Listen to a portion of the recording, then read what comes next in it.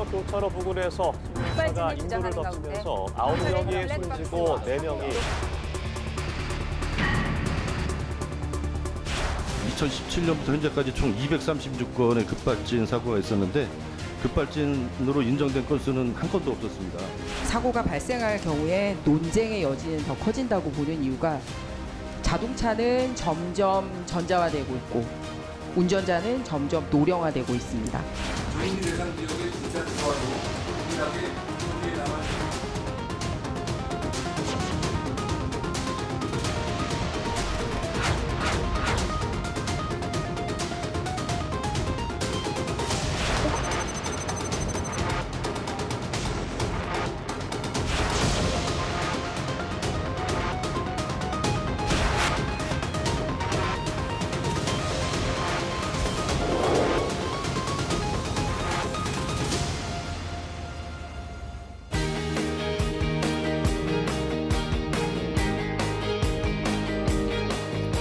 여러분 안녕하십니까, 정관용입니다. 급발진, 또 음주운전, 고령자 운전 미숙 등으로 인한 사고가 잇따라 발생하고 있습니다. 특히 급발진 의심 사고의 경우 그 원인을 규명하기 매우 어려운 상황인데요. 그래서 국회가 급발진 의심 사고와 관련한 입법에 나섰고요. 정부 차원의 각종 대책도 논의 중입니다. 또 음주 측정 거부, 뺑소니 사고에 대해 단속과 처벌을 강화해야 한다. 이런 목소리도 크죠. 자, 음주운전 근절, 또 고령 운전자에 대한 법적, 제도적 대책 어떻게 마련해야 할지, 급발진 사고 원인을 파악할 방법은 무엇일지, 오늘 이 시간 보다 안전한 교통 환경을 만들기 위한 방안에 대해서 국회의원 또 관련 전문가들과 함께 토론하겠습니다. 함께 토론할 분들 소개해드리죠. 먼저 현재 국회 국토교통위원회 위원이신 더불어민주당의 염태영 의원 어서 오십시오. 예, 반갑습니다. 염태영입니다. 그리고 대림대학교 미래자동차학부의 김필수 교수 어서 오십시오. 네, 안녕하세요. 그리고 서울시립대학교 교통공학과의 이동민 교수 어서 오십시오. 네, 안녕하세요. 이동민입니다. 그리고 한국교통연구원 교통안전방재연구팀의 우승국 팀장 어서 오십시오. 안녕하세요. 우승국입니다. 네, 오늘 저희가 보다 안전한 교통 환경 마련을 위해서 세 가지입니다. 급발진, 그리고 고령자 운전에 대한 대책, 마지막은 이제 음주운전에 대한 대책, 이 세 가지를 다룰 텐데요. 곧바로 첫 번째 주제인 급발진으로 들어가서 최근에 그 다수의 사상자가 난 그 시청 앞 사고의 경우 경찰 수사 결과로는 급발진이 아니라 엑셀 페달을 강하게 밟은 것이 신발 자국에 드러나고 그래서 구속됐죠, 일단. 예. 자, 그건 이제 그렇다 치고요. 근데 급발진 의심 사고는 연간 상당히 늘어나고 있지 않습니까? 우리 염태영 의원님은 급발진이 있다고 보세요, 없다고 보세요? 저는 있을 가능성이 아주 농후하다고 생각합니다. 왜냐하면 최근에 나오는 자동차일수록 전장 시스템이 워낙 고도화돼 있고요. 그것도 수백만 이상의 회로로 연결돼 있고 예. 또 경우에 따라서는 주파수로 또 시스템이 연동돼 있고 그러니까 그런 가운데 어딘가에서는 혼선이 빚어질 수 있거나 또 충돌이 있을 수 있고 이런 경우에 오작동될 가능성은 충분히 있어서 저는 지금 급발진의 그 사고의 유형이 워낙 여러 가지지만 예. 지금까지 나온 사례로 급발진이 입증된 게 없다 하더라도 급발진의 개연성은 충분히 있을 수 있다 이런 생각을 합니다. 이 분야 전문가는 김필수 교수시니까 네, 급발진 있어요, 없어요? 있습니다. 실제로 이제 이 영상 블랙박스가 대한민국은 80%가 탑재돼 있어요.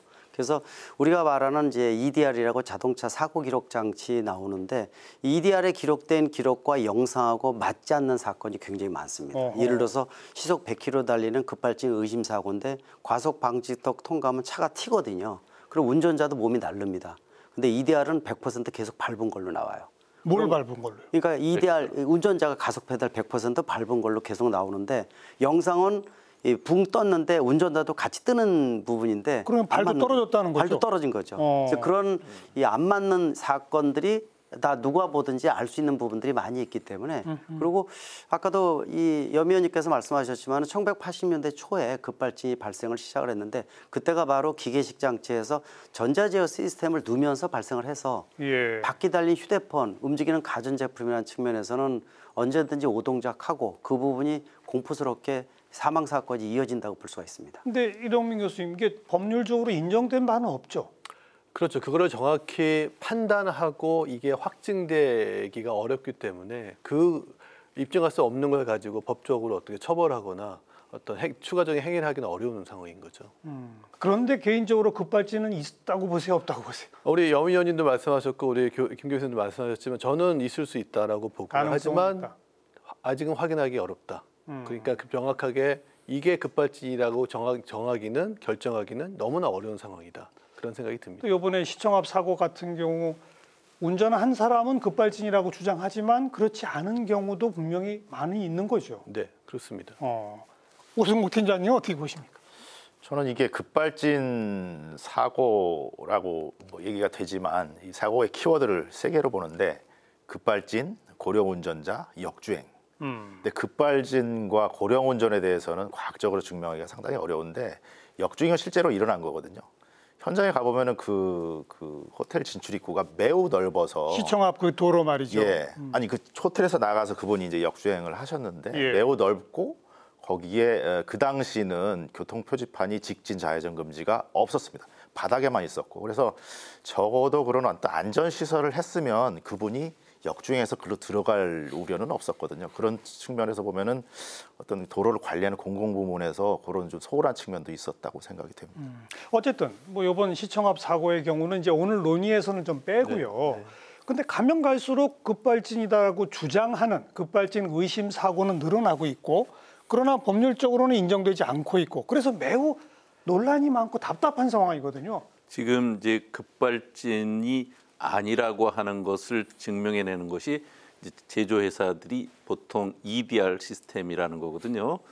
지금 사고 이제, 기록 장치. 예.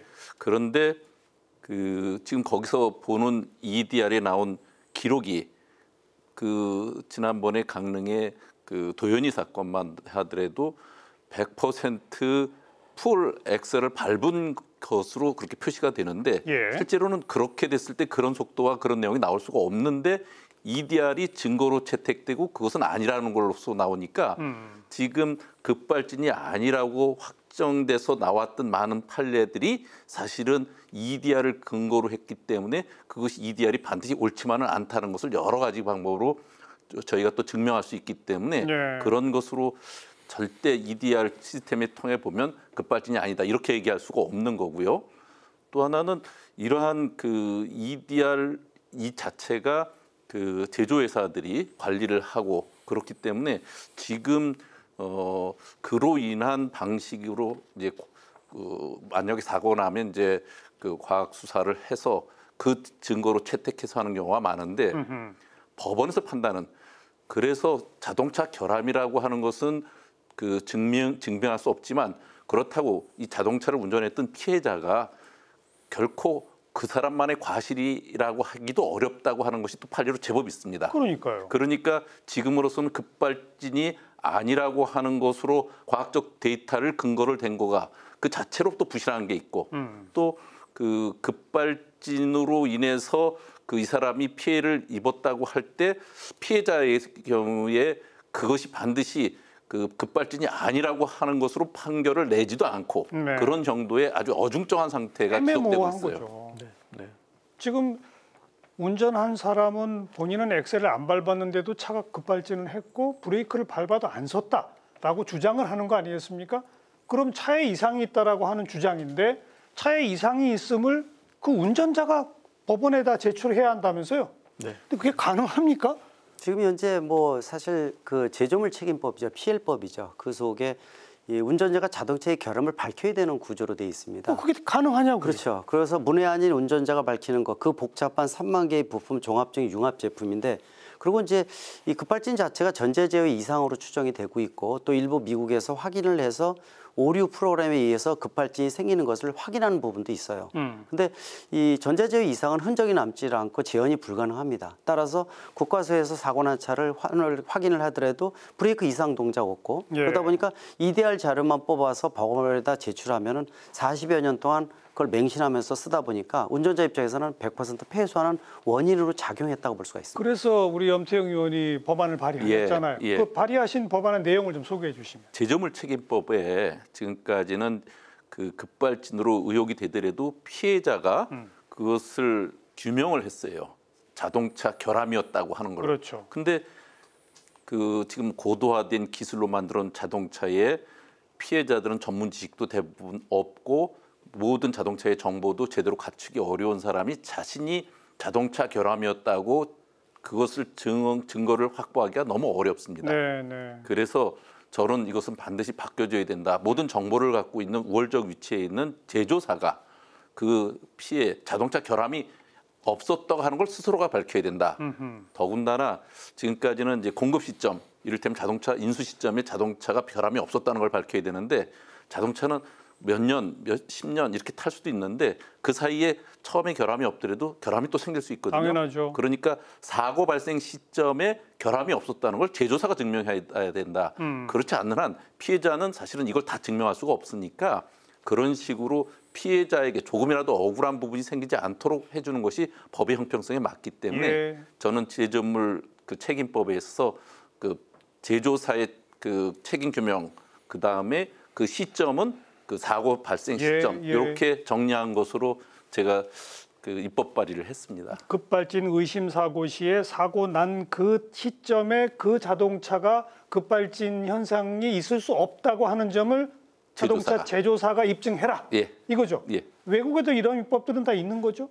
저는 이제 지금 보면 그 급발진에 대해서 우리 사회처럼 그렇게 섬세하게 여러 경로로 그 관리하는 나라들은 지금까지 우리처럼 사회 문제가 첨예하게 된 데는 많지 않은데 일부 그 유럽 연합이라든지 몇 군데에서는 그런 추세로 방향이 좀 바뀌고 있어요. 그렇죠. 자, 다른 분들은 이 제도 개선 어떻게 보세요?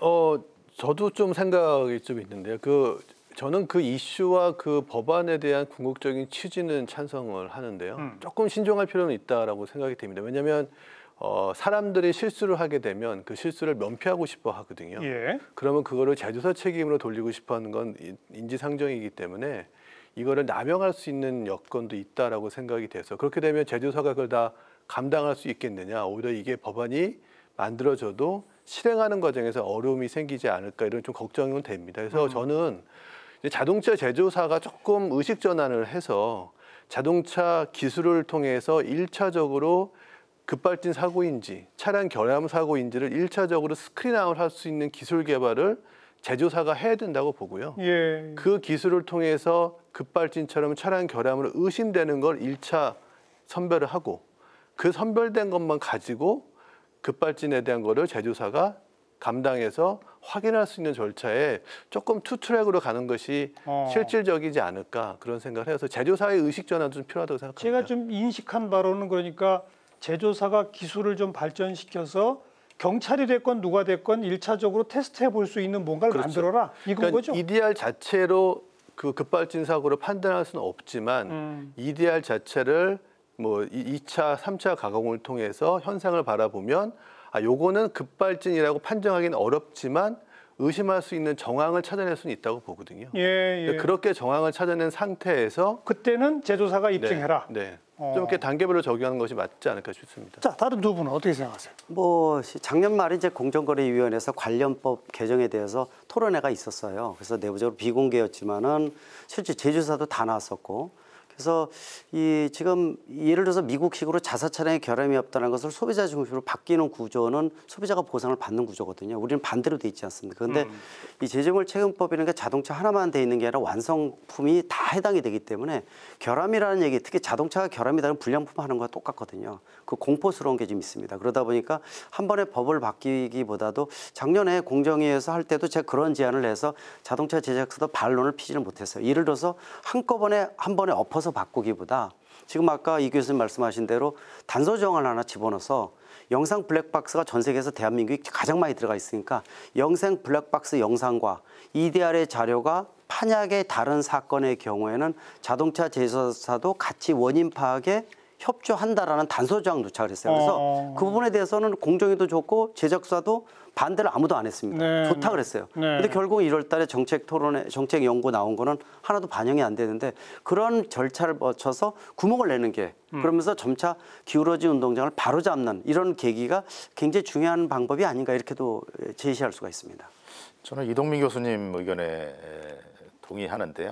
여전히 그 제조사가 자기 잘못을 인정하는 게 쉽지는 않을 거라고 보는데 과거에 폭스바겐 그 배출가스 스캔들을 보면은 폭스바겐이 인증할 때의 소프트웨어를 살짝 조작해서 가스가 안 나오게 이렇게 조작을 했었거든요. 그런 거 마찬가지로 이런 그 급발진 사고가 인정이 되면은 어마어마한 리콜이 발생할 텐데 그런 리스크를 감수하고 제조사가 어떤 과학적인 원인 규명을 할 수 있을지 조금 의문이 듭니다. 그러니까 우리 이 교수님 말처럼 뭔가 단서 조항을 두어서 분명히 의심이 되는 경우에는 입증하도록 하라 이건가요? 그렇죠. 근데 그 교수님이 말씀하셨지만 원인을 규명하기가 매우 어렵다. 왜냐하면 급발진 사고가 난 게 기록되지 않는다. 이런 부분도 있기 때문에 여전히 어떤 법적 제도가 개선되더라도 과학적 입증에는 굉장히 어려움이 따를 것 같습니다. 염태영 의원은 어떻습니까? 사실은 조금 제한을 두는 이 법에 대해서 어떻게 보세요? 사실은 제조사 책임으로 그 입증 책임을 돌리면 제조사는 지금 말씀하신 이런 입법 대안을 다 만들 겁니다. 정말 그렇게 통과되도록 놔두지 않을 겁니다. 그러니까 거기에는 제조물 책임법 외에 그래서 제가 또 다시 하나를 더 추가 그 입법 발의한 게 있는데 자동차 관리법이에요. 거기 이제 블랙박스를 페달 블랙박스를 놓게 하는 것도 있고, 그리고 그 오조작 방지를 하기 위한 장치도 설치하게 하는 게 있고, EDR 시스템도 좀 더 5초간 1초에 2회씩이 아니라 20초간 10회씩 해당되는 충분한 그 입증 데이터들을 축적할 수 있는 시스템도 같이 마련해야 되는 거가 필요하거든요. 그러니까 제조사가 입증 책임을 갖게 되는 순간 지금 우려하시는 그런 사안들은 제조사가 나서서라도 어떻게든지 마련할 거라고 봅니다. 우리는 그것을 지금 제조사들에게 압박할 수 있는 방법이 없어서 소비자가 일방적으로, 피해자가 일방적으로 지금 겪고 있는 어려움이고 그로 인한 국민들이 공포감이 워낙 커진 거거든요. 우리 기술이면 그것을 상당 부분 방지할 수 있는 시스템들을 제조사는 갖출 수 있다 이런 생각을 합니다. 방금 언급하신 것 가운데 페달 블랙박스라는 게 운전자의 발이 브레이크를 밟고 있는지 엑셀을 밟고 있는지를 촬영하는 장치 그거 아닙니까? 예, 맞습니다. 이거 어떻게 생각하세요? 그 장치는 제가 급발진 연구 회장을 맡으면서 예전에 15년 전에 이제 KS 위원장도 맡으면서 영상 블랙박스 업체들한테 주문을 했던 거예요. 15년이 넘었는데 그래서 중요한 것은 페달 채널 지금 일반 영상 블랙박스 가서는 직접적인 증거가 안 되다 보니까 발을 직접 찍으면 증거가 될 수 있다는 것은 이미 다 확인이 된 거기 때문에 그래서 영상 블랙박스에 만드는 기술은 세계 최고 기술입니다. 그래서 주문을 했고 작년 후반부터 여러 제품이 이제 판매가 되는데 특히 이제 가장 중요한 것이 발을 찍게 되면은 본인의 실수인지 자동차의 결함인지 명백하게 발생하기 때문에 운전자도 좋고 제조사도 명백한 또 보험사도 보험료가 하락할 수 있는 요소가 돼요. 일석십조 효과가 있습니다. 그래서 이 부분에 대한 것들은 지금 수면 위로 올라온 것은 상당히 긍정적으로 보고 있고 좀 더 정부가 촉진을 해서 너도나도 달게 만들고 또 이런 부분에서 명료하게 나온다면 훨씬 더 이 급발진에 대한 얘기가 좀 많이 수그러지지 않을까라는 측면 또 기울어진 운동장을 바로잡는 계기도 된다고 볼 수가 있습니다. 이걸 의무화하면 안 됩니까?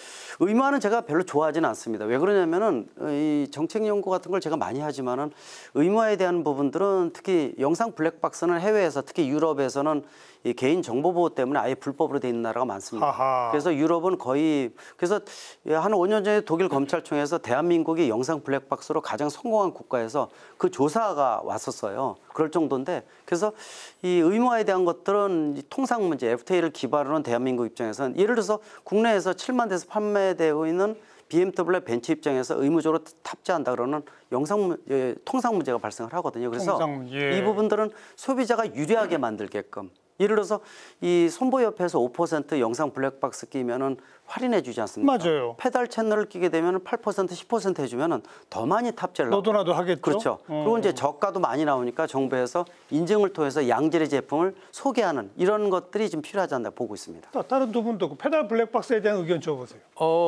페달 블랙박스 찬성합니다. 근데 저는 이제 의무화라는 이제 단어가 들어가는 순간 그 의무화는 소비자가한테 주어지는 의무화여서는 안 된다고 생각하고요. 그건 자동차 제조사들이 한테 주어지는 의무화여야 한다고 생각하고 그 페달 블랙박스의 영상의 자료나 거기서 올라오는 자료는 EDR에 같이 포함이 되어야 되겠죠.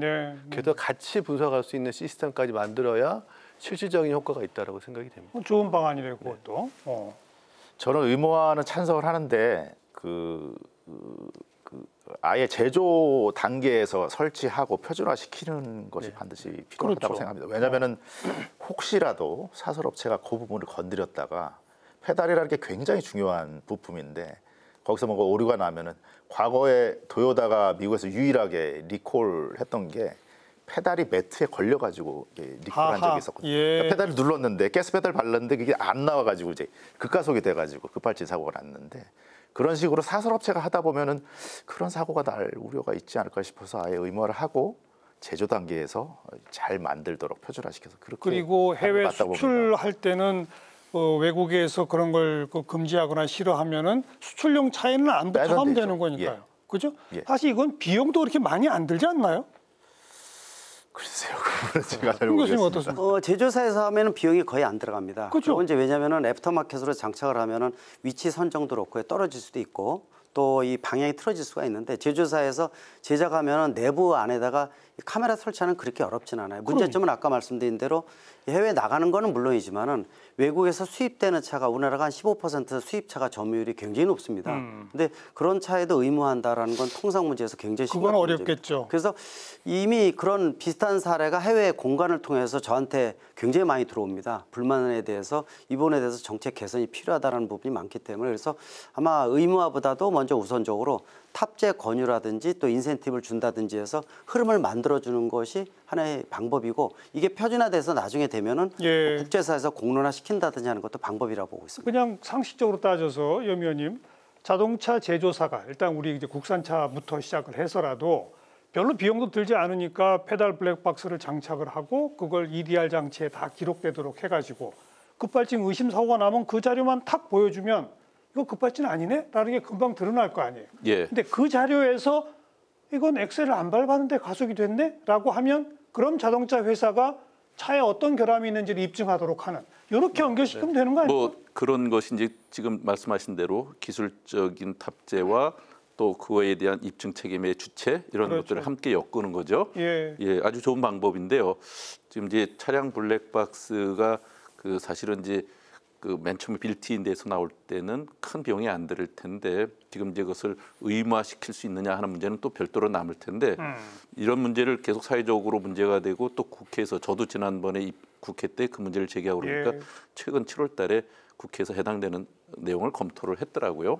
그랬는데 블랙박스의 필요성도 상당 부분 인정을 하고 근데 그것을 비용의 문제가 생길 수도 있고 또 우리 교육의 문제도 생길 수 있고 이런 것 때문에 정부는 이제 권장 사항 정도로 지금 이제 이해를 하고 있으면서 이제 비용도 발생할 수 그럴 때는 제조사의 그 리콜 시에 부담금을 경감시킨다든지 또 자동차 보험료를 인하시킨다든지 여러 가지 인센티브 방법으로 유도를 할 생각을 하는 것 같더라고요. 예. 어쨌든 지금 이 논의는 그렇게 급발진에 대한 또 다른 대책으로 계속 그 진화되고 있기 때문에 알겠습니다. 저로서는 그런 다양한 논의들이 필요하고 그중에 꼭 우리가 선도적으로 네. 채택해서라도 급발진에 대한 대안을 만드는 것도 꼭 필요하다 이런 생각을 합니다. 뭐 끊임없이 논란이 일고 있기 때문에 논란을 좀 잠재운다는 차원에서도 페달 블랙박스 그다음에 입증 책임 문제 이거를 어떻게 결합시킬 것인가 요거는 좀 논의를 더 본격적으로 전개해서 매듭을 지어야 할 것 같습니다.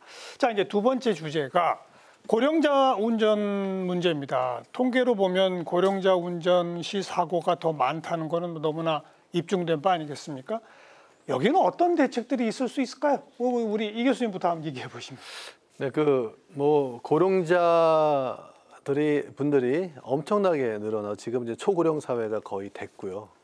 그 속도는 세계 어느 나라보다 우리나라는 엄청나게 빠르죠. 빠릅니다. 그래서 전 사회적으로 사회 기반 시설이 거기를 못 따라가고 있습니다. 근데 고령자분들이 대중교통을 선택하고 개인 승용차를 포기하기는 그렇게 쉽지 않은 문제이거든요. 그러면 그다음에 그분들의 어떤 필수 생활을 위해서도 운전을 해야 될 수도 있고 특히 지방의 경우. 네, 맞습니다. 맞아요. 그래서 그분들이 위험한 상황, 시간대는 운전을 조금 제한시키고 그분의 필수 생활을 위해서 운전할 수 있는 건 허용해 주는 방식이 저는 실질적인 대안이라고 생각을 합니다. 그게 구체적으로 말하면 뭐 야간 시는 운전을 못 한다 이런 겁니까? 뭐 예를 들면 조건부 면허를 통해서 그 면허에 따라서 번호판도 표시를 하고 야간 운전은 제한하고 고속도로 진입은 좀 제한하고 이렇게 좀 상대적으로 위험한 환경에 노출되는 걸 최소화시켜 주는 대신 운전 포기, 면허 포기에 대한 거는 조금 완화시키고 이런 게 정책을 피는 것이 어떨까 생각이 듭니다. 조건부 면허 네. 그리고 자동차에도 표시하도록 하는. 네, 네. 다른 분들은 어떻게? 저는 네. 말씀하세요. 네. 저는 그 노인 운전에 대한 어떤 제한 그런 거는 반대하는 입장인데요. 그 노인 실태 조사 정부의 가장 큰 대규모 조사를 보면은 노인들의 교통 불편의 1, 2위가 계단 오르기, 버스 타기 이런 겁니다. 그래서 노인들의 교통수단이 1등은 걸어 다니시는 거고요. 2등은 승용차, 3등이 버스입니다. 그렇다면 이분들이 점점 더 이제 경제력이 있는 노인층이 늘어나면은 승용차가 신체적 제약이 있는 노인들의 주요한 이동성인데 그 주요한 이동성을 제한하는 게 진짜 맞는지 그런 의문이 좀 있고요. 유럽에서는 이거를 평등 문제로 인식해서 차별을 안 두는 나라가 많이 있습니다. 그리고 우리나라는 이제 미국의 면허갱신 기간 단축, 노인들 단축 그 제도를 같이 하고 있고 유럽에 비해서는 좀 강한 제도고요. 그 다음에 여기서 더 제한을 해서 예를 들어서 조건부 면허를 한다면 그 고령의 화물차 기사분들 굉장히 많거든요. 그분들의 생계를 문제. 어떻게 해결할 거냐 이런 부분이 있어서 저는 그 뭐 여전히 이동성을 제한하는 건 좀 반대고 그리고 갓 운전면허를 딴 젊은 층하고 노인분들하고 사고율이 비슷합니다. 그렇다면 젊은 층에 대해서는 우리가 왜 제한하는 얘기를 안 하면서 노인분들한테만 이렇게 이런 얘기를 하는지 이런 것도 좀 의문입니다. 그래서 저는 그런 측면에 대해서는 제한을 안 했으면 하는 면허 바람입니다. 제한 정도는 제 방법이 아니다. 지금 정도의 규제가 맞다라고 생각합니다. 지금도 75세 이상이 되면 치매 검사해야 됩니다. 그렇죠. 예, 그럼 그 정도면 된다고 그 정도면 된다고 생각합니다. 전 거기서 두 가지를 네. 더 말씀드리고 싶어요. 첫 번째는 이 조건부 면허라는 제도는 지금 우리가 논의하는 이슈가 고령자이기 때문에 고령자에 대한 조건부 면허지만 사실은 외국은 초보 운전자들에 대해서 조건부 면허를 쓰고 있습니다. 그 사람들이 익숙해질 때까지는 일정 구역을 못 나가는 제도를 쓰고 있어요. 근데 초보 운전자에 대한 조건부 면허도 필요하고 또 나중에 우리 논의하시겠지만 음주운전에 대한 것들도 사실 조건부 면허가 필요할 수도 있고 고령자에 대한 조건부 면허가 필요해서 좀 확대된 개념의 조건부 면허가 필요하다고 생각이 되고요. 두 번째 말씀드리고 싶은 건 우리가 논의하고 있는 고령 운전자는 나이의 함수가 아닙니다. 65세 이어도 70세 이어도 그분이 신체적으로 운전에 문제가 없다면 그분은 고령 운전자를 볼 수 없는 거죠. 신체 검사에서 문제가 좀 있는 경우만 조건부 면허제로. 그래서 그 분이 정말로 운전을 필요한 신체 능력이 부족한지를 정확하게 판단할 수 있는 제도와 시스템이 먼저 선결돼야 될 것 같습니다. 다른 두 분. 네. 그 지금 이제 전체적인 통계를 보면 전체 운전 면허자 중에 60세 이상이 우리나라가 18%가 좀 넘습니다. 근데 전체 그 자동차 사고율은 43%가 넘습니다. 그런데 또 자신의 다니는 율로 보면 아무래도 그 60세 이상 차량이 덜 다닌다고 봐야죠. 그러니까 고령자가 사고가 많은 것은 우리나라만이 아니라 전 세계적인 현상이고 또 우리나라가 고령화율이 높아가면 높아갈수록 이 문제는 다른 문제가 아니라 바로 나의 문제일 수 있기 때문에 거기에 대해서는 우리가 세대에 대한 형평성을 포함해서 여러 가지 문제를 같이 검토해야 되거든요. 근데 이제 지난번에 고령 운전자 안전대책을 보니까 안전장치 의무화가 26.5%였고 운전 반납 보상 혜택 강화가 23% 이런 식인데 조건부 면허 발급은 6%밖에 안 됩니다. 즉 무슨 얘기냐면 그 지금 우리나라 사람들이 인식 중에는 고령자라고 해서 조건부 면허로 하는 것에 대해서는 상당한 부정적인 게 있는 거죠. 정부가 올해 고령 운전자의 운전 능력 평가 이런 것을 실시해서 야간 운전이나 고속도로 운전을 금지하는 조건부 면허제 발표했다가 허된 질타를 받고 결국 바로 걷어들인 바도 있거든요. 그런데 미국이라든지 호주에서는 또 이게 또 시행되고 있고 그런 거거든요. 또 일본 같은 경우는 고령 운전자의 안전장치를 국가가 지원해줘요.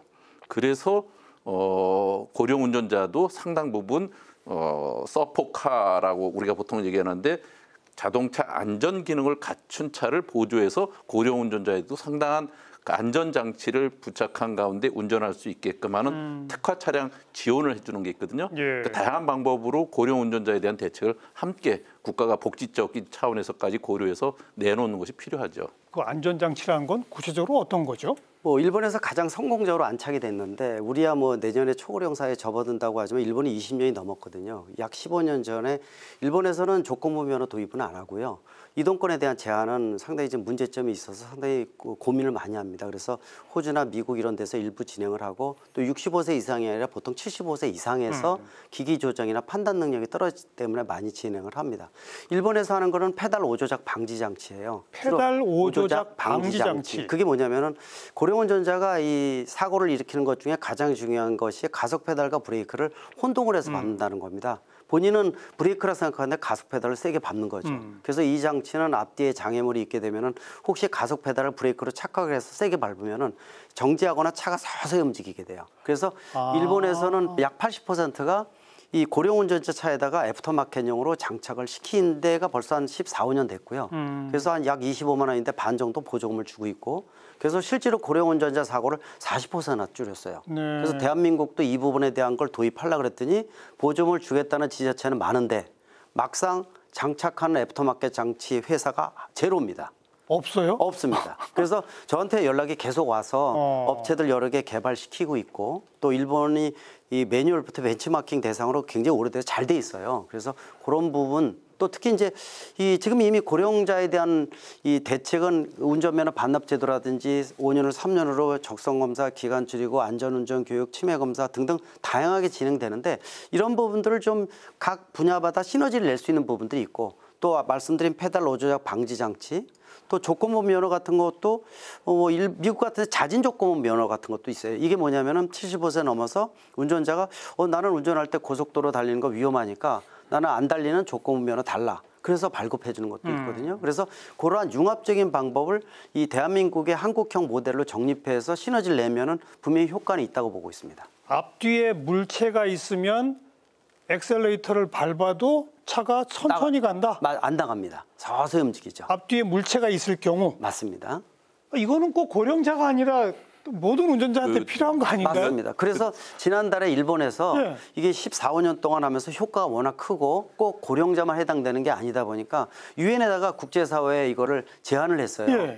표준으로 워낙 잘 돼 있으니. 그래서 유럽은 오케이를 했고 미국이나 우리나라는 지금 쳐다보고 있는 상태이기 때문에 아마 그런 부분들을 일본이 주도할 수 있는 시스템이 되지 않을까라는 측면에서 지난달 발언했습니다. 제가 그래서 자동차 관리법에 이번에 그 입법 발의한 게 지금 이제 페달 오조작 방지 장치하고 그 페달 블랙박스 이것을 같이 넣었어요. 입법 발의한 겁니다. 그래서 일본의 사례에서도 충분히 검증이 됐고 그런데 아마 우리나라도 곧 그런 정도는 도입될 가능성이 높다고 봐야죠. 아니 그 자동차 제조회사 입장에서도 그거는 자동차를 더 성능 좋은 차로 내면서 자기들이 일부러라도 달아야 되는 거 아니에요? ABS나 에어백 같은 거는 정말 빨리 도입됐어요. 왜냐하면 제조사가 거기서 수익을 낼 수 있기 때문에. 아니, 게다가 요새 크루즈 기능 같은 것도 맞습니다. 막 발전하고 자율주행도 되는데 자율주행의 일환 아닙니까? 어찌 보면 앞뒤에 물체가 있으면 안 가도록 하는 거. 이미 센서 다 들어가 있어서 응용만 하면은 비용이 크지 않으면서 얼마든지 할 수 있는 기술이고요.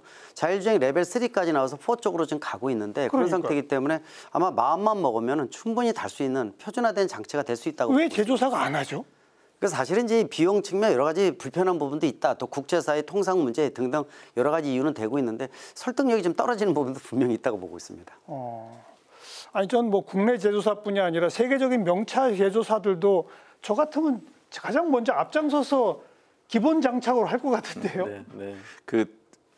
이제 오조작 방지 시스템이 두 가지가 있어요.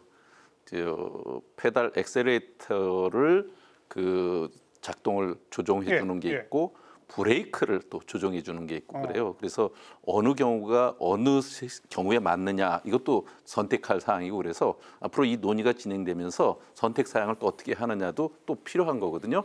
그래서 연세 드신 분에게 그 급발진으로 우려되는 큰 사고를 막기 위해서는 분명히 지금 얘기한 우리가 얘기했던 ACP 그 엑셀레이터 컨트롤 오작동 방지 시스템이거든요. 그런 것이 우리한테 필요하고 또 다른 경우로 보면 또 브레이크 작동을 제어하는 것도 또 필요한 게 있거든요. 어쨌든 지금 이 논의는 진전되면 진전될수록 새로운 대안으로 더 많이 나아질 수 있다 이런 생각을 합니다. 아까 조건부 면허제에 대해서 우승국 팀장님은 반대 의견이셨는데 이 안전장치는 찬성이시죠? 찬성입니다. 그죠? 이거는 뭐 산업 측면에서도 굉장히 도움이 되죠. 산업 부분에 유리할 것 같습니다.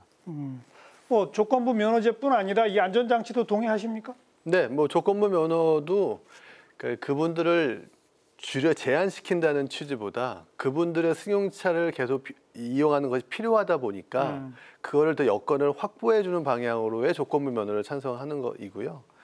그다음에 이제 사실은 어르신들이 자기의 실력을 과신하시는, 인정 못하시는 경향이 있기 때문에 아까 제가 말씀드렸던 좀 더 강화된 평가, 본인들의 운전 능력을, 신체 능력을 평가할 수 있는 시스템은 내 운전력이 떨어지구나 하는 거를 보여줄 수 있는 거여야 하고요. 근데 이제 저희 같은 공부 연구하는 사람들이 해야 될 일은 신체 능력이 곧 운전 능력은 아니거든요. 그렇죠. 그다음에 의학적 문제가 곧 운전을 하면 안 되는 건 아니기 때문에 그 상관성을 계속 밝히면서 어떠한 문제가 있는 분들은 운전을 조금 제한할 수 있는 연구들이 지금 계속 돼야 될 것으로 보입니다. 알겠습니다. 제가 최근에 좀 재밌는 기사를 봤는데요. EU 정부가 고령자 면허를 좀 강화시키려고, 자격을 강화시키려고 움직임을 보이니까 각국 회원국에서 아니 왜 노인들의 이동 형평성을 해치려고 하느냐.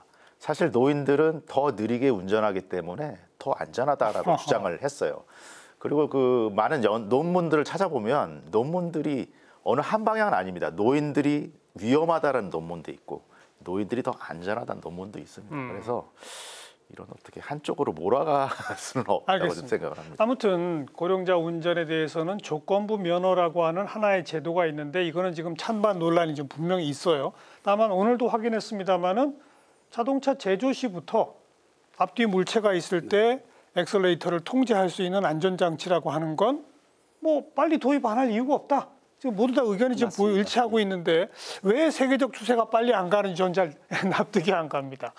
자, 이제 오늘 또 마지막 주제가 이제 음주운전 부분인데요.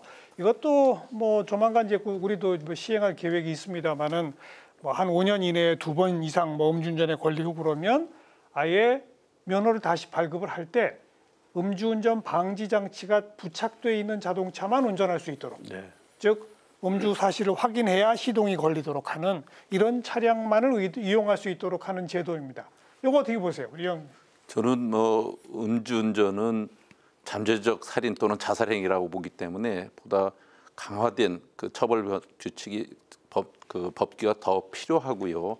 그리고 음주운전을 하면 운전을 근본적으로 할 수 없게 만드는 그런 방법도 필요하고요.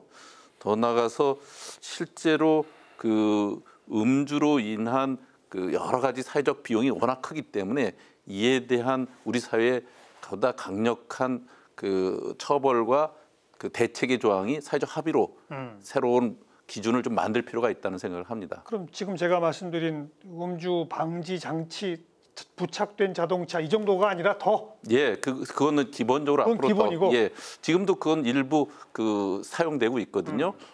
아마 지금 우리는 그 재범률, 산범률이 워낙 높습니다. 이런 경우에 지금 우리처럼 그 처벌 조항이 미약한 나라는 전 세계 찾아보기 힘들거든요. 아주 더 강력한 그 처벌을 강고히 갖춰놔야지만 되겠다는 생각을 합니다. 자, 또 다른 분들. 음주운전. 일반적으로 음주운전에 대해서는 너무 관대한 문화라는 거죠. 법적인 적용에 대한 것도 그렇고 또 공인들이 수시로 발생하는 게 음주운전이지 않습니까? 그만큼 음주로 또 사망 사고도 여러 건 발생을 하고 그러다 보니까 올해 10월부터 이제 음주운전 방지 장치를 장착을 아마 3만 대 정도부터 먼저 시작을 합니다. 저도 경찰청 자문 들어가서 매뉴얼을 만들 때 같이 작업을 했었는데요. 중요한 것이 이 음주운전 방지 장치 재범 비율이 워낙 높다 보니까 도입한다고 얘기했던 것이 10년이 넘었어요. 근데 이제 캐나다라든지 미국 이런 호주라든지 이미 입증된 모델들이 많이 있거든요. 근데도 불구하고 이렇게 지금 미제에서 하는 것은 좀 아쉬운 부분이 있고요. 또 말씀드린 대로 이건 물론이고 음주운전에 대해서는 좀 강경한 또 영국 같은 경우에는 실제로 음주운전 적발했을 때 처벌장도 강하지만은 혹시 음주운전에서 예를 들어서 사람이 다치거나 이러면 가중처벌이 되는 게 굉장히 무서운 법들이 많거든요. 그래서 그런 부분 측면에서 제가 가장 화나는 것이 뭐냐면은 음주를 하고 예를 들어서 심신미약으로 인해서 경감시키는 거 있죠. 이런 부분들이 아직도 남아있다는 것은 후진국형 제도가 아닌가라는 측면에서 분명히 음주운전 특히 이 부분에 대한 것은 법적 체계 자체를 다시 해서 양형 기준을 만들어야 되지 않느냐 이런 말씀 드리고 싶습니다.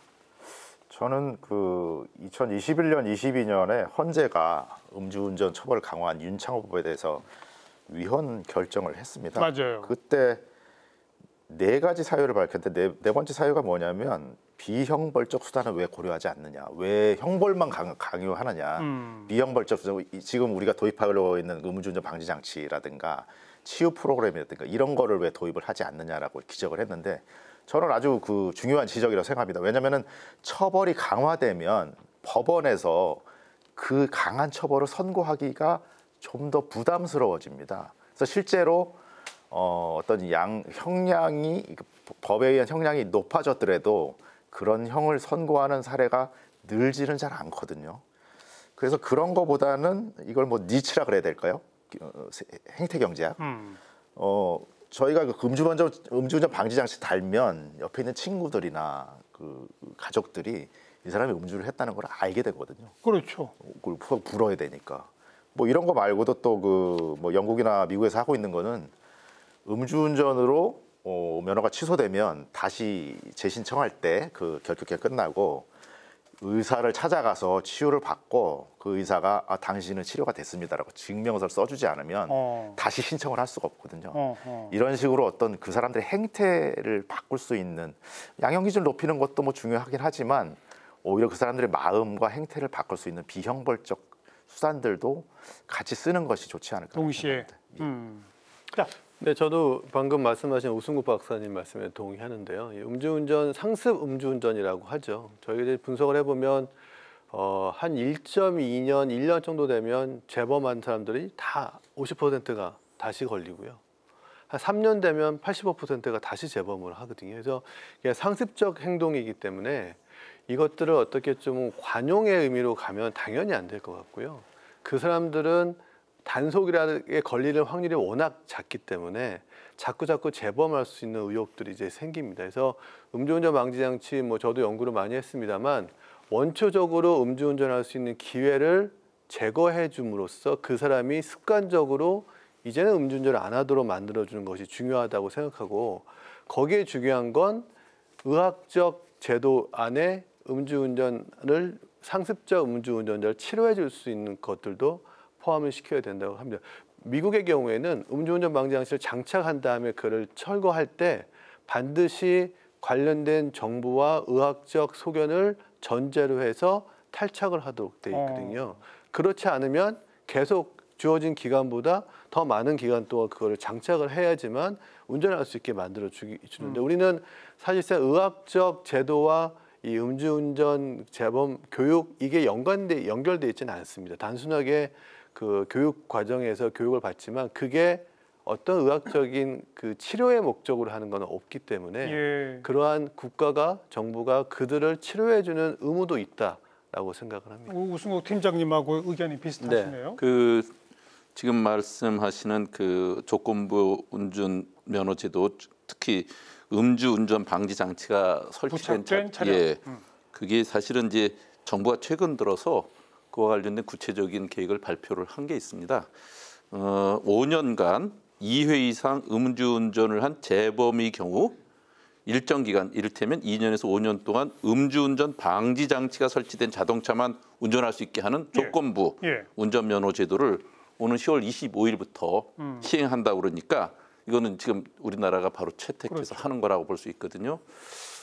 그리고 또 최근 들어서 이제 그 우리 그 국민의힘 박성원 의원이 이제 대표 발의한 도로교통법 개정안을 보면 음주 측정을 피하기 위해서 도주할 경우 처벌을 더 강화시켜야 된다. 사실은 최근 들어서 어떤 연예인의 한 사건이 우리 사회에 큰 물의를 일으켰지 않습니까? 유명 가수 사건 아닙니까? 도주했을 뿐 아니라 일부러 추가 음주를 하고 막 이랬던 사례잖아요. 그래서 그런 경우에 그 3회 이상 음주 적발 시에는 면허를 영구히 박탈토록 하자. 뭐 이런 정도로 보다 이런 부분에 대해서 고의적으로 악의적으로 이에 대해서 처벌을 피하기 위한 노력까지 시도할 경우에는 더 강화시키는 이런 추세로 우리가 분명히 법 개정에 나서고 사회적 경종을 울려야 될 것 같습니다. 그런데 그 얘기를 넘어가기 전에 그 음주운전 방지 장치라고 하는 거는 기술적으로 그렇게 복잡하지 않습니까?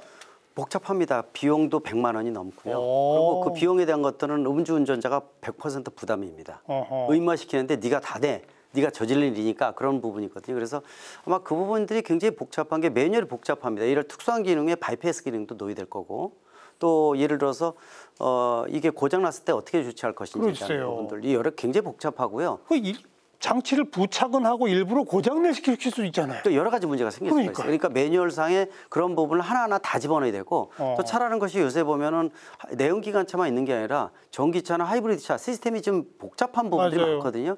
여기에 맞춰서 또 국제 인증받을 수 있는 인증 센서라든지 이런 것들이 다 들어가야 되기 때문에 그렇죠. 그런 것도 선정을 해야 되니까 처음 도입하면서 굉장히 고민이 많고요. 지금 10월부터 당장 시행한다는데 맞습니다. 충분한 장치가 있어요? 있습니다. 지금 국제 인증 받아서 진행하는 업체가 지금 몇 개가 있고요. 그래서 작년부터 이미 준비를 해서 지금 올해 철저하게 문제가 생기면 안 되지 않습니까? 첫 단추부터. 그래서 아마 3만 대 정도부터 시작할 것 같은데 그래서 아마 제대로 안착이 돼서 선순환 효과가 좀 나왔으면 좋겠어요. 아까도 두 분 말씀하셨지만은 당근과 채찍이 좀 필요하거든요. 그런 측면에서 분명히 이게 예를 들어서 재범이나 산범에 대한 것들은 이게 습관이지 않습니까? 습관을 교육이나 이런 시스템을 통해서 체계적으로 바꿀 수 있는 방법이 대한민국은 상당히 적었다라는 측면에서 상당히 의미 있는 첫 단추라고 보고 있습니다. 아니, 제가 김필수 교수님께 그 장치가 뭐 어떤 기술적으로 어떠냐를 여쭤본 이유가 이거는 꼭 음주운전으로 적발된 사람한테만 의무할 게 아니라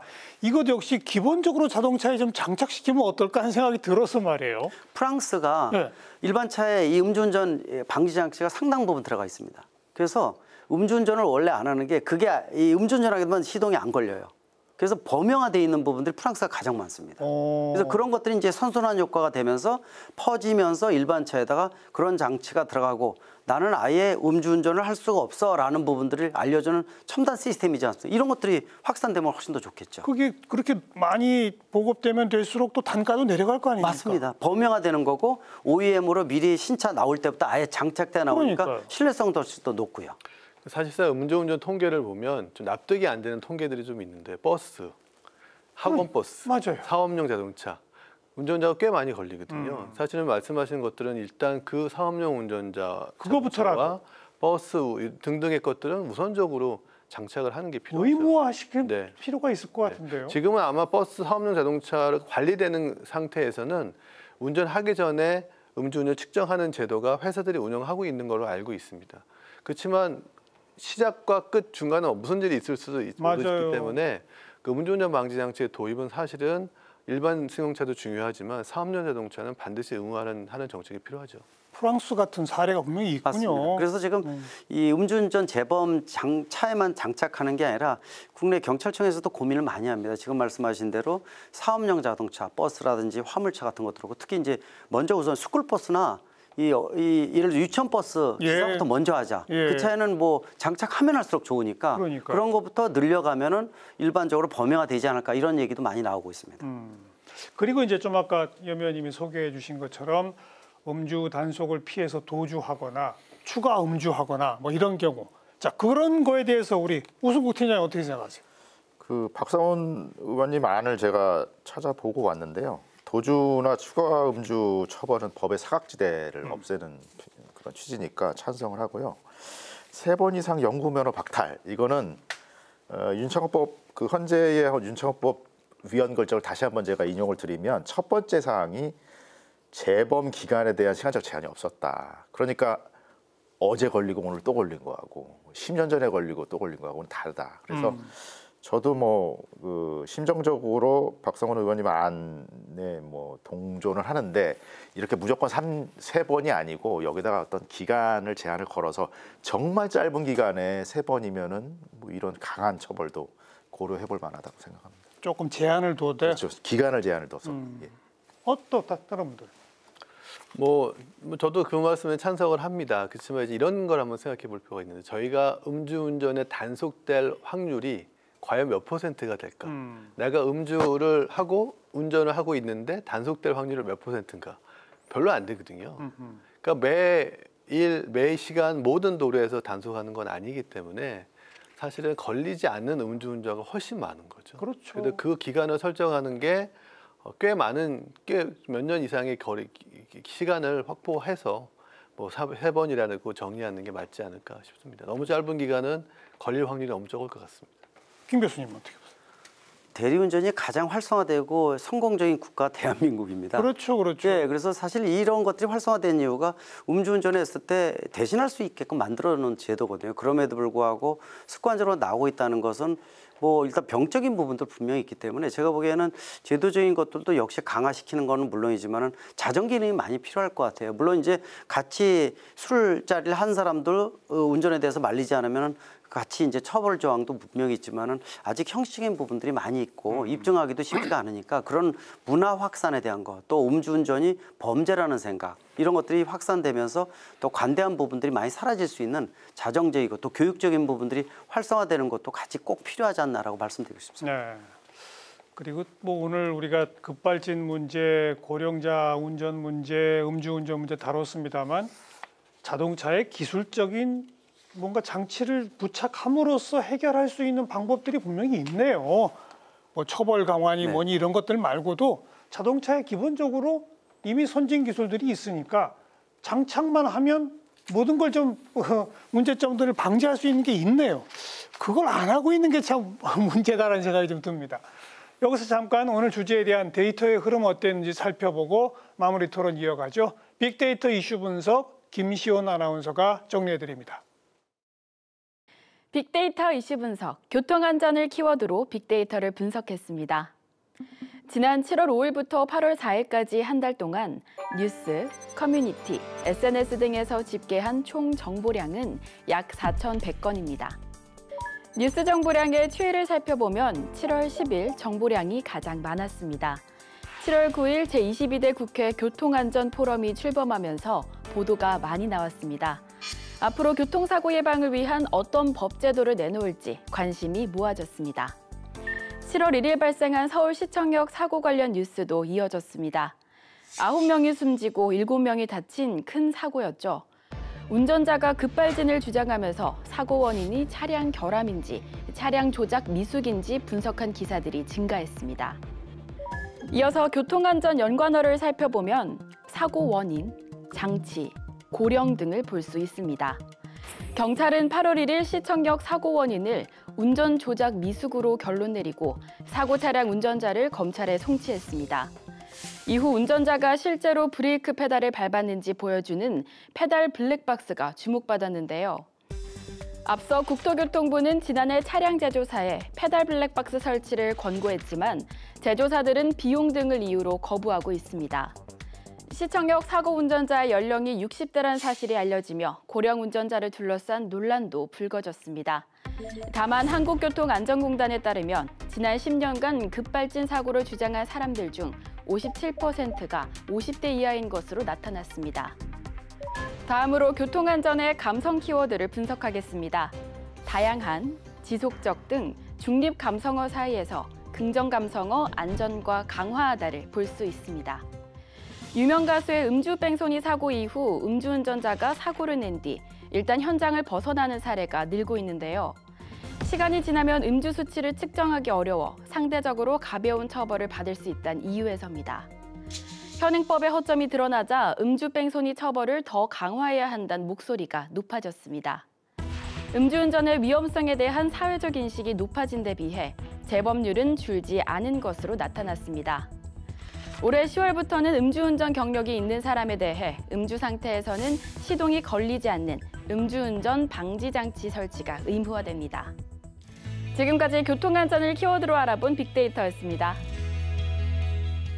네, 오늘 보다 안전한 교통 환경을 위해서 특히 급발진 문제, 고령자 운전 문제, 음주운전 문제 이거 세 가지를 집중적으로 짚어봤는데 최근에 또 새로운 환경 변화를 우리가 또 짚지 않을 수 없는 문제가 퀵보드 등등의 개인용 이동 수단들이 지금 많이 확산되고 있는데 이게 또 교통안전에 저해가 되는 거 아니냐는 지적이 많아요. 교수님 어떻게 보십니까? 이 문제 좀 잠깐 논의해보고 마무리 지읍시다. 네, 전동 킥보드 사고 늘어나고 있는 건 사실입니다. 그렇지만 전동 킥보드가 우리나라의 미래 교통의 중요한 수단이라고 하는 건 누구도 부정할 수 없습니다. 그렇다면 우리는 그 전동 킥보드를 안전하게 주행할 수 있고 이용할 수 있는 환경과 제도와 교육이 필요할 것 같은데 제가 보기에는 많은 전동 킥보드 사고가 법규를 위반한 사고가 대부분이거든요.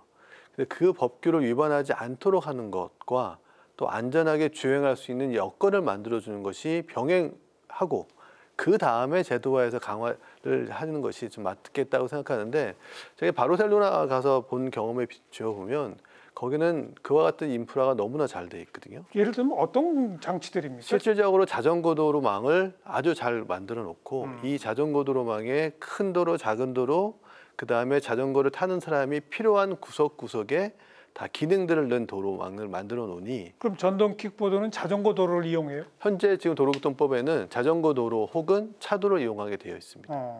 그런 인프라를 자꾸 만들어서 안전한 전동 킥보드의 주행 환경을 만들어주는 것도 우리들의 역할이라고 생각이 됩니다. 다른 분들은?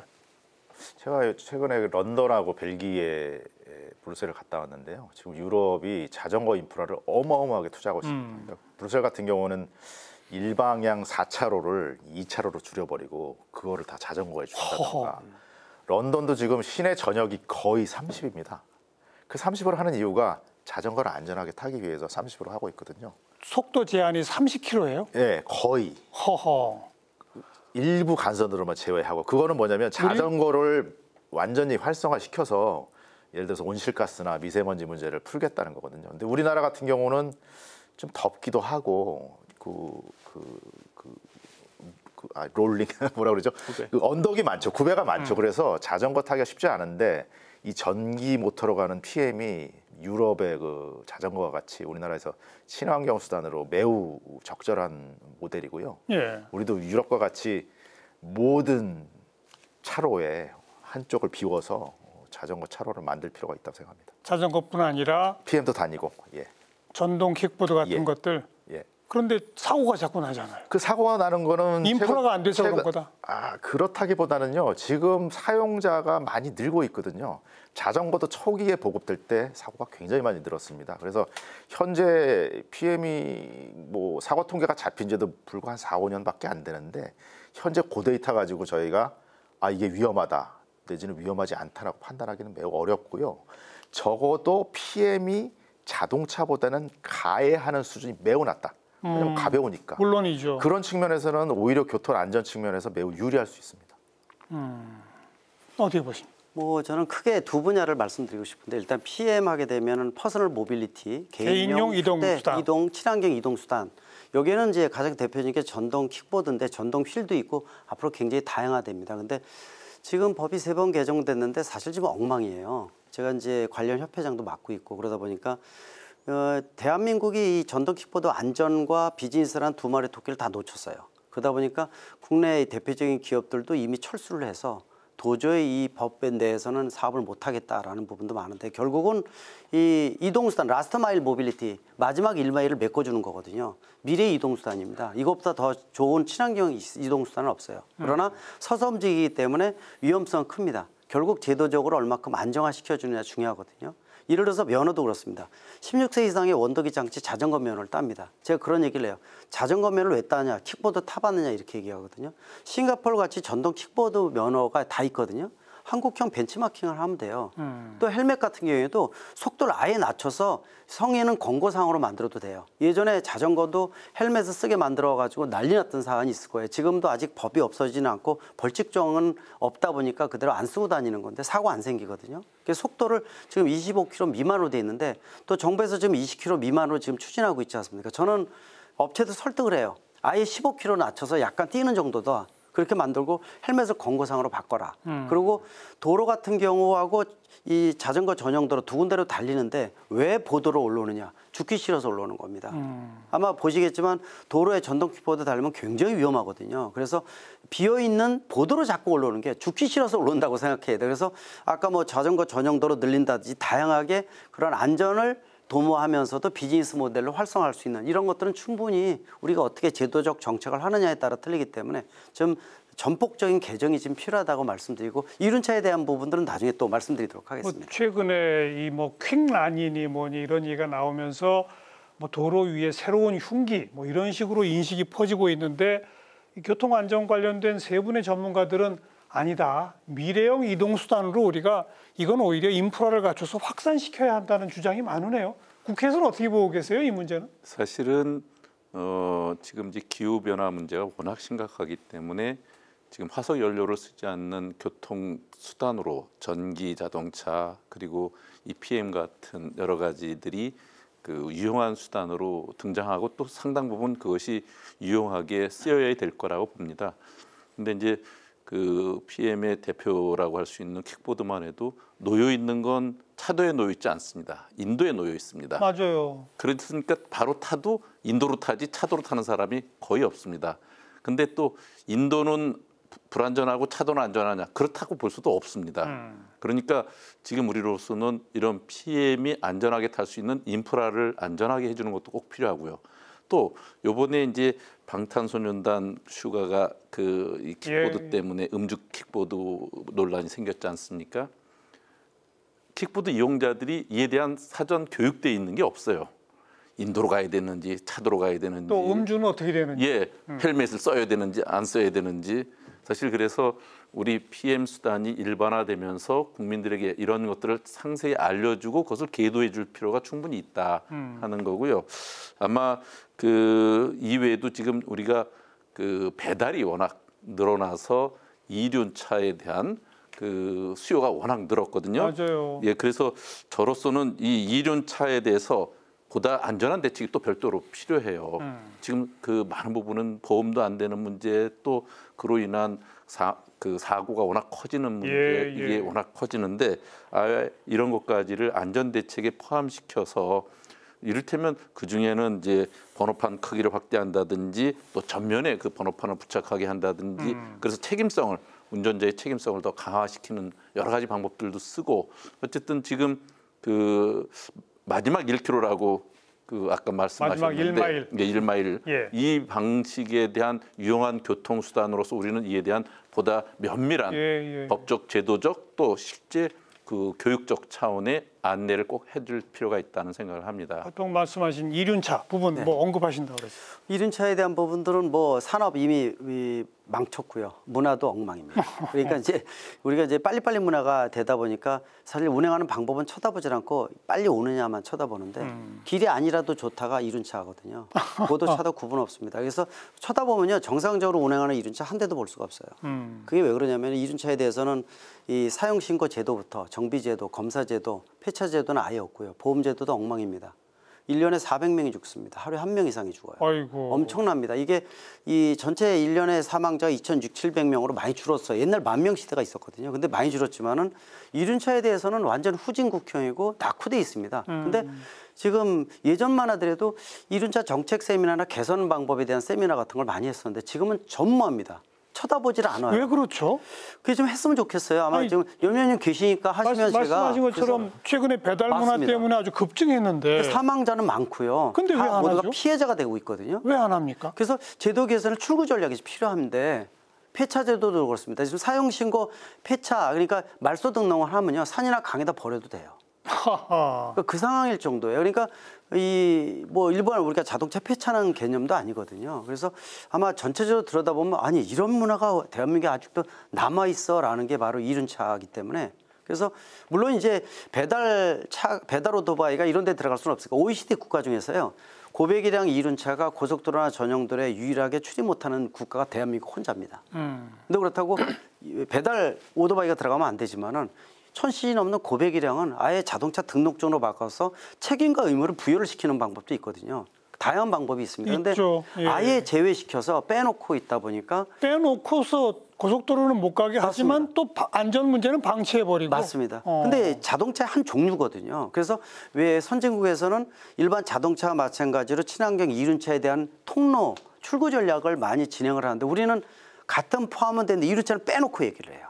지금 대해서 불모지고 사망자도 많고 그러면서 빨리빨리 문화는 요구를 하고 있고 그래서 이륜차의 전반적인 걸 손볼 필요가 있다고 보고 있습니다. 자, 오늘은 이제 주로 자동차 관련해서 앞에 몇 가지를 다뤄봤는데요. 추가로 자동차 외에 이륜차, 개인용 이동수단 이 문제도 시급히 법제도 개선과 교육, 문화, 환경 구축이 필요하다는 말씀 마무리 좀 정리를 하겠습니다. 오승국 팀장님부터 마지막 발언 한 30초 정도씩 한마디씩 하시고 이제 정리합시다. 그 PM에 대해서 제가 한마디 드리고 싶은데요. 우리나라의 헬멧 규제가 굉장히 요즘 어려운 규제인데 덴마크나 네덜란드에서는 자전거에 헬멧을 쓰면 안 된다고 해요. 왜냐하면 이건 너무 좋은 수단인데 왜 위험하다고 광고를 하느냐. 그래서 우리도 그런 거 아이디어를 좀 본받아서 이거 친환경 수단이고 안전한 수단이다. 이렇게 홍보를 할 필요가 있지 않을까 생각합니다. 동시에 인프라를 갖춰가면서. 그렇죠. 네. 자, 이 교수님. 네, 우리나라가 그동안 많은 노력으로 교통사고 사망자 수 많이 줄였습니다. 그렇지만 음주운전이나 보행자, 고령자 교통사고 등등의 좀 아직도 해결해야 할 문제가 많거든요.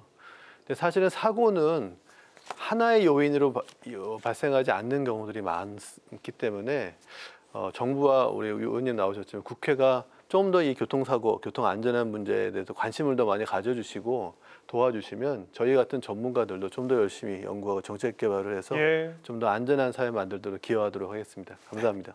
김필수 교수님. 뭐 좀 들린 분야를 같지만은 저는 첫 단추가 운전면허 제도거든요. 운전면허 제도가 지난 MB 때 12년 전이죠. 50여 시간에서 11시간으로 줄었습니다. 운전면허 간소화라는 대국민 이 간담회를 하면서 제가 운전면허 제도 개선위원이었는데 위원회가 없어졌어요. 그 정도로. 근데 일본이나 중국은 60시간으로 가고 있어요. 왜? 이거는 규제 개혁이 아니라 강화하면 할수록 한 사람의 목숨을 구할 수가 있거든요. 그렇죠. 호주 2년, 독일 3년입니다. 대한민국 지금 2시간 들어 13시간, 하루 반이면 따거든요. 이 상태에서 주행 연습 따로 해야 되고 그래서 그걸로 인해서 생기는 시작점은 굉장히 중요한 부분이어서 아마 그런 부분부터 손을 다시 봐야 되지 않느냐라는 전체적인 원초적인 부분을 말씀드리고 싶습니다. 알겠습니다. 염태영 의원 마지막. 예. 오늘 사실은 저는 이제 법안 제안과 그것이 대안이 얼마만큼 우리 사회에서 받아들일 수 있을까, 또 이후에 논의의 진전은 어느 방향으로 갈 것인가 이렇게 예측해 봤는데 상당히 많은 유익한 그 정보와 그 힌트들을 얻었고요. 그래서 이동민 교수님, 김필수 교수님, 우승국 팀장님께 정말 감사를 드립니다.